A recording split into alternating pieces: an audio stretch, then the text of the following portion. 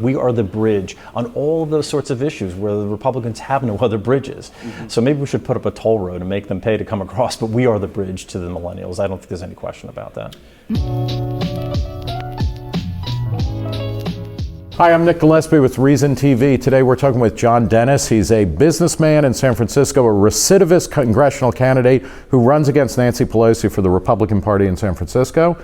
John, thanks for talking to us. It's my pleasure. Thanks for having me. You've had pretty good success against Nancy Pelosi. What motivates you, and why do you do well? A couple of things. I mean, Nancy Pelosi is pretty much the most awful person in Congress on so many different levels. Explain that a little bit. Well, she and I will never share an opinion on economic policy, right, and what would advance the progress of man. But she's also really a disaster on civil liberties issues too. The NSA, people are concerned about it. They started warrantlessly wiretapping this Folsom Street AT&T building 10 years ago. Maybe she could have nipped it in the bud, but instead she was briefed and did nothing about it. And today we have this full-blossomed spy state. Why do liberal Democrats often get a pass on things like civil liberties issues? I mean, one of the things, Obama campaigned about pulling back from the excesses of the Bush era, right, and then when he was found out, it was hypocrisy, and people were disappointed. But a lot of people like Dianne Feinstein, the senator from Northern California, Nancy Pelosi. I mean, there are a lot of Democrats who are just terrible on civil liberties issues. People too wound up in the red versus blue fight. Mm-hmm. That's really the answer. People can only absorb one or two choices, and if they get involved in hating Republicans, they're never going to vote against the other person. When you run against Pelosi, and you're running again in 2014, I am. Yeah. What's your basic pitch to San Francisco residents to get rid of the highest-ranking Democrat in the House of the two things. One, she voted against Conyers Amash.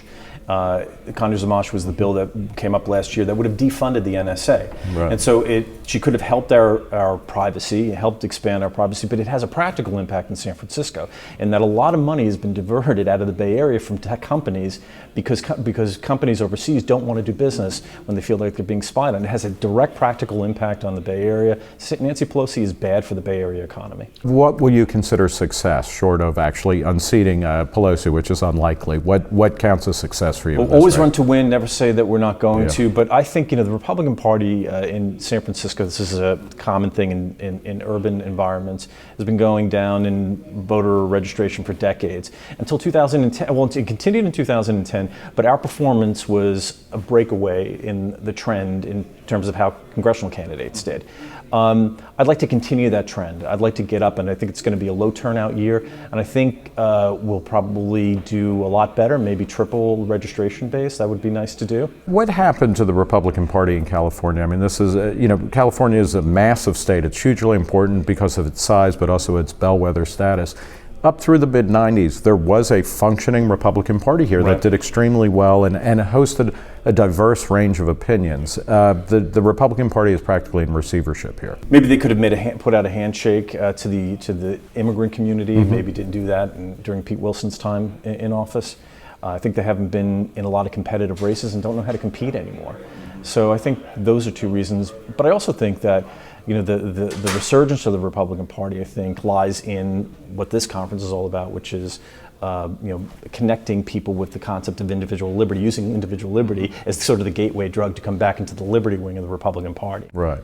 Do you, in California, it tends to be much more socially tolerant than other parts of the country, not exclusively, but oftentimes the state economy is just a hell in a handbasket. Is there a natural libertarian constituency in California? And if so, where can they go to vote then? Well, look at San Francisco. There are all these libertarian threads over time that have run through San Francisco. And I think the only home for them, sorry to say, is in the Republican Party. I mean, and that's where we've focused our efforts, is sort of concentrating on growing that wing of the Republican Party. I'm afraid to say that the Democrats, there's no Democratic Liberty Caucus. Reason recently did a national poll of millennials. Only 22% of millennials say they're Republican or lean that way. The millennials are the future of American politics. They're 80 million strong. They're the demographic bulge that's going to be dictating, the next 50 years of American policy. How can the Republicans start to connect with millennials who say, that they are socially liberal. They believe in gay marriage, they believe in drug legalization, they believe in online gambling and all sorts of autonomy issues, but they're also fiscally centrist. They want a government that spends less and spends it better. Yeah. How do Republicans connect with that? Well, I think the establishment of the Republican Party has been a little bit slow on the uptake and to sort of push back against this liberty wing. But I think that's really, like I said, it's the gateway drug. We are the bridge on all of those sorts of issues where the Republicans have no other bridges. Mm-hmm. So maybe we should put up a toll road and make them pay to come across, but we are the bridge to the millennials. I don't think there's any question about that.